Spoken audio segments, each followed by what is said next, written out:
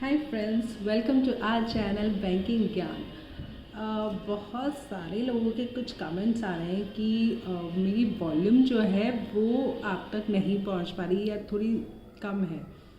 तो इस वीडियो के बाद लेट मी नो कि इसमें भी वो प्रॉब्लम आ रही है या नहीं, क्योंकि मुझे आइडिया नहीं हो रहा एक्चुअली कि क्यों ये प्रॉब्लम आ रही है। ठीक है, तो आप मुझे बताइएगा ज़रूर। And thank you for your concern and thank you इस चैनल से जुड़े रहने के लिए।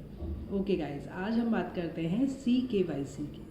CKYC आपने शायद सुना होगा, आजकल बहुत ज़्यादा चल रहा है। क्या चीज़ है कि एक centralised know your customer, KYC होता है नो योर कस्टमर, एक सेंट्रलाइज्ड करा जा रहा है KYC को। RBI क्या कर रही है, एक डेटाबेस क्रिएट कर रही है जिसमें सारे बैंक्स को उससे लिंक करेगी। ठीक है, और जो भी IDs आपकी KYC होती है ना, Aadhaar card, PAN card, voter ID, जो भी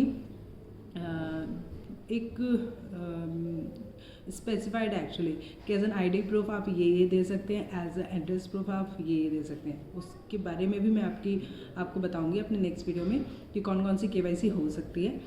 तो जो KYC है ना, उसको स्टोर कर रही है, एक डेटाबेस बना रही है, उन सबको एक KYC नंबर दे रही है। ठीक है, आगे से क्या हुआ करेगा कि आपको अलग अलग बैंक में अगर अकाउंट खुलवाना है तो ऐसा नहीं है कि आप बार बार IDs दोगे। आप एक बैंक में अगर ID दे चुके हो तो वो अपलोड हो जाएगी, और वो अपलोड होके RBI के पास चली जाएगी, और उसके बेस पे RBI एक KYC नंबर जनरेट करके दे देगा, और वो आप डाउनलोड भी कर सकते हो। उसी के बारे में मैं आज आपको बताऊंगी कैसे डाउनलोड करना है। आप उसको डाउनलोड कर लीजिए, और उस बेस पे क्या हुआ करेगा कि आप किसी और बैंक में अगर अकाउंट खुलवाएंगे तो KYC नंबर से ही आप वहाँ पे अकाउंट ओपन करवा सकते हैं। या फिर ये कह सकते हैं कि उस KYC नंबर डालते ही आपकी जो डेटा है वो फैच हो जाएगा उस सिस्टम पे, और फिर आपका अकाउंट या अदर जो भी आप काम करवाना चाहते हैं वो सारी चीज़ें बैंक में हो जाएगी। तो ये एक सेंट्रलाइज किया जा रहा है, डिफरेंट बैंक्स को जोड़ा जा रहा है, डिफरेंट सिस्टम्स को जोड़ा जा रहा है। ठीक है, जैसे कि आज तक होता था CIF के बारे में मुझे नहीं आइडिया, आप लोगों को पता है या नहीं, पर ऐसा मैं शॉर्ट में बता देती हूँ अभी के लिए कि CIF एक बैंक का एक होता है। मतलब एक कस्टमर आया मेरे पास, उसकी मैंने ID वगैरह सब कुछ डाला तो एक CIF बनाया। अब उस CIF से अगर आप सेविंग अकाउंट खुलवाना चाहते हो तो उससे लिंक होके खुलेगा, उससे आप FD खुलवाना चाहते हो, RD खुलवाना चाहते हो, कोई और अकाउंट खुलवाना चाहते हो, सुकन्या, PPF, जो भी जिसका भी है, तो वो एक CIF एक पर्टिकुलर कस्टमर का एक ही होता है, और वो आपकी पर्सनल आइडेंटिफिकेशन को बताता है। इसी तरीके से अब क्या हुआ करेगा, CKYC डिफरेंट बैंक्स के साथ लिंक हुआ करेगा, और वो आपके पर्सनल डिटेल्स को बताया करेगा। ठीक है, तो ये एक चीज़ मैंने बताई CKYC के बारे में। अब मैं आपको बताती हूँ कि सेंट्रल बैंक क्या लेके आया है। सेंट्रल बैंक क्या कर रहा है कि आप सपोज़ आपका अकाउंट सेंट्रल बैंक के साथ है, और आपने अपनी IDs मतलब आपके KYC सेंट्रल बैंक ने ली है, तो जो आपने सबमिट की है ना अपनी ID, वो बैंक अपलोड करता है। ठीक है, वो अपलोड करने के बाद जो वो CKYC है उससे एक नंबर जनरेट हो जाता है। आपके पास मैसेजेस भी आते हैं कि your CKYC number is this. ठीक है, वो नंबर जनरेट हो रहा है, और अब बैंक की सुविधा दे रही है कि उस नंबर को आप अपने अकाउंट अपने मोबाइल में डाउनलोड कर लें। KYC कार्ड एक बन जाए जो आप डाउनलोड कर लें और उसको आप फ्यूचर में यूज़ कर सकें। ठीक है, तो उसके लिए बैंक ने जारी किया है एक नंबर, जिसमें आप मिस कॉल करेंगे, और मिस कॉल के साथ ही आपके पास एक टेक्स्ट मैसेज आएगा। उस टेक्स्ट मैसेज में एक लिंक प्रोवाइड किया जाएगा।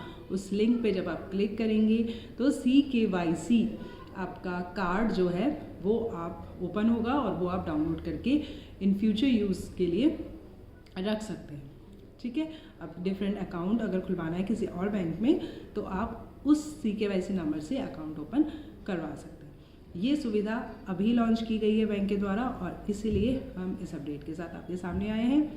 तो अब बात करते हैं क्या है वो नंबर।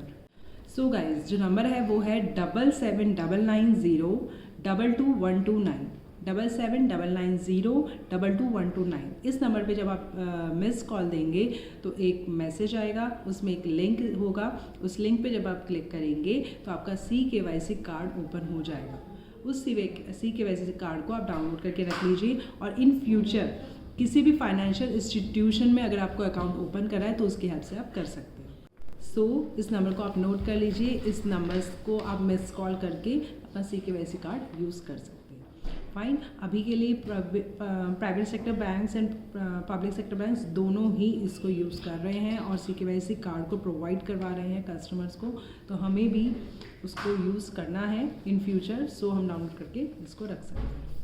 इससे आप अपडेट भी हो जाएंगे कि आपका CKYC नंबर जनरेट हुआ है या नहीं, क्योंकि अगर आपकी IDs प्रॉपर अपलोड नहीं हुई होगी तो वो जनरेट नहीं हुआ होगा। फाइन, और ये काम अभी बैंकिंग इंडस्ट्री कर रही है और क्योंकि इसको सेंट्रलाइज बहुत जल्दी करना है।